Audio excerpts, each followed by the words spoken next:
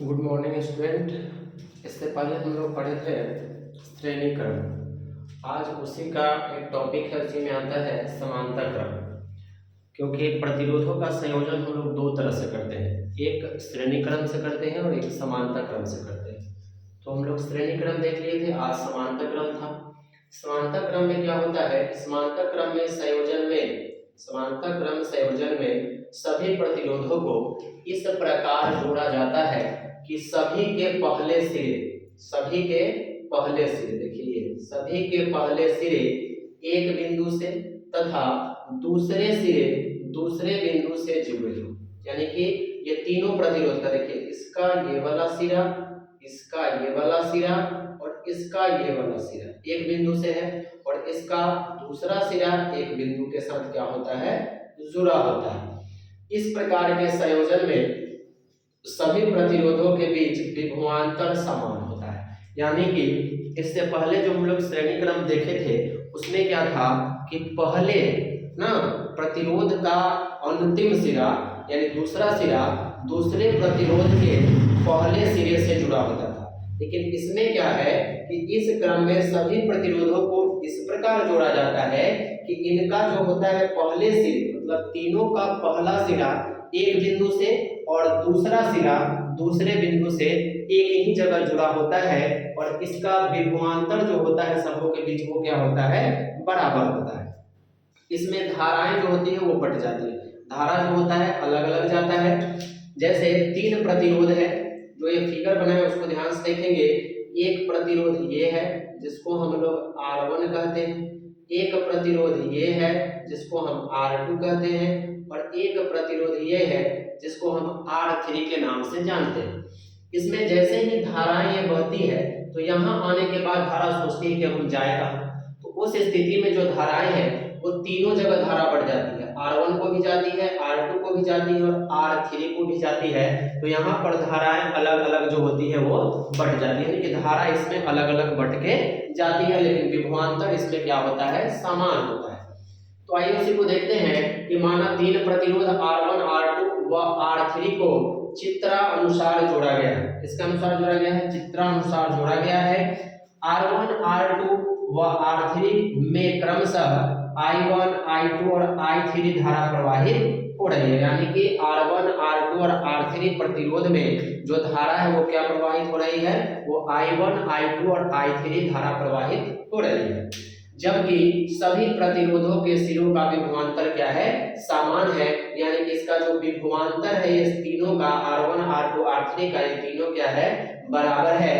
तो ओम के नियम से हम लोग पढ़े थे कि V बराबर होता है IR। ओम के नियम में क्या होता है, V बराबर IR, और इससे अगर हम I का मान निकालना चाहें तो विभव ऊपर हो जाएगा और प्रतिरोध क्या होगा, नीचे होगा। यानी V बटा क्या हो जाएगा, R। V बटा क्या हो जाएगा, R। यानी V बराबर IR, तो I बराबर हो जाएगा V बटा R। तो R1, R2 और R3 में बहने वाली अगर हमको धारा निकालना है तो पहली धारा अगर I1 है तो I1 के लिए हो जाएगा V बटा R1, यानी विभवांतर सबका बराबर है तो V बटा क्या, R1। दूसरी धारा के लिए होगा V बटा R2, और तीसरी धारा के लिए V बटा क्या हो जाएगा, R3। यानी I1 बराबर V बटा R1, I2 बराबर V बटा R2 और I3 बराबर V बटा R3। अब अगर कुल धारा की बात करें, हम कुल धारा निकालेंगे तो कुल धारा के लिए I बराबर I1 प्लस I2 प्लस क्या होगा, I3। यानी तीनों धाराओं को हम क्या करेंगे, जोड़ देंगे। तो उस स्थिति में I बराबर V बटा R1, V बटा R2 और V बटा क्या हो जाएगा, R3 हो जाएगा। अब यहाँ पे कुछ कॉमन होता है तो कहिएगा हाँ कॉमन है, क्या है, तो सब में आपको भी नजर आ रहा है। तो जैसे ही हम भी कॉमन ले लेते हैं तो भी के जगह पे 1 आ गया, 1 बटा R1, 1 बटा R2, 1 बटा R3। अब यहाँ तक आने के बाद हम अगर यहाँ से ओम के नियम को लगा दें तो भी बना सकते हैं, लेकिन जैसे यहाँ पे R1, R2, R3 यानी कि प्रतिरोध जब अलग अलग था तो हम R1, R2, R3 करते थे। यदि हम R1, R2 और R3 इस तीनों के लिए एक ही प्रतिरोध को ले ले, यानी केवल R को ले ले, तो उस स्थिति में क्या होगा, I बराबर V बटा R। I बराबर क्या हो जाएगा V बटा R, जो यहाँ हम निकाल भी दिए हुए आप यहाँ देख रहे हैं कि I बराबर क्या होता है V बटा R, जो ओम के नियम से ही निकलता है। ठीक है, तो यदि हम यहाँ R1 R2 R3 के स्थान पर केवल R को लेते हैं तो I बराबर V बटा क्या होगा R होगा। तो उस स्थिति में देखिए यहाँ पे क्या था I था, तो इस I के जगह पे हमने क्या किया V बटा R डाल दिया। क्या डाल दिया V बटा R।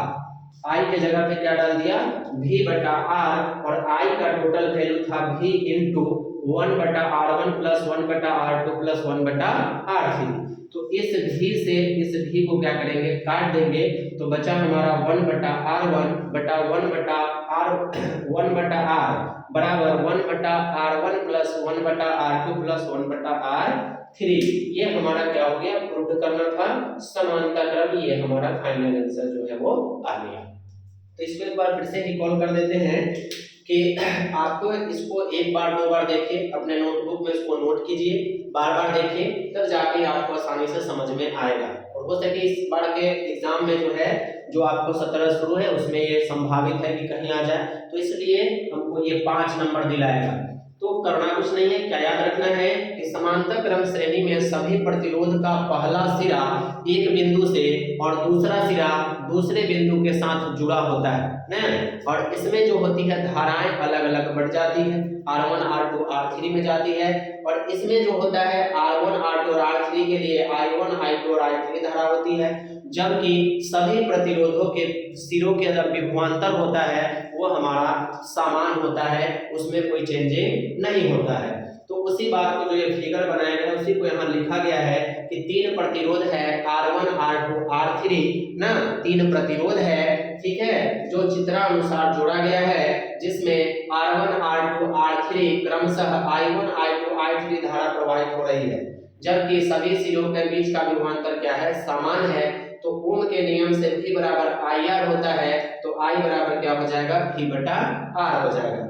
तो R1 R2 I3 में बहने वाली अगर धारा की बात करें तो ये हमारा धारा I1 है, तो I1 के अगर बीच का विभवांतर निकालना है तो क्या हो जाएगा आपका V बटा क्या हो जाएगा R1, यानी कि I1 में जो धारा प्रवाहित हो रही है वो विभवांतर बटा क्या है प्रतिरोध। फिर दूसरा है I2, तब V बटा R2 है, I3 है तो V बटा R3 है। अब अगर कुल धारा की बात करें कि कुल कितना धारा प्रवाहित हो रही है, तो इस तीनों धाराओं को हम क्या करेंगे जोड़ देंगे। तो जोड़ने क्रम में V बटा R1 प्लस V बटा R2 प्लस V बटा R3। अब इन तीनों में कॉमन क्या है V है, तो V को हमने कॉमन ले लिया, तो बचा 1 बटा R1 प्लस 1 बटा R2 प्लस 1 बटा R3। यदि अगर इस तीनों में जैसे ये 3 प्रतिरोध था, इस तीनों में यदि एक ही प्रतिरोध R केवल लिया जाए तो I बराबर क्या होगा V बटा R होगा, जो ओम के नियम से यहाँ निकलता भी है। तो जहां आपको I नजर यहाँ पे आ रहा है, यहाँ पे इस I के जगह पर क्या डाल दिए V बटा R डाल दिए, तो इस V से ये V कटा, तो 1 बटा R बराबर 1 बटा R1 प्लस 1 बटा R2 प्लस 1 बटा R3। ये हमको प्रूव करना था, ये आपको आ गया। तो अगर आपको ये वीडियो अच्छी लगी तो ये अपने दोस्तों के पास शेयर करें, उन्हें भी बताएं, और इसको बार बार देखें, और अच्छी लगे तो एक लाइक कर दिया करें। ठीक है, धन्यवाद।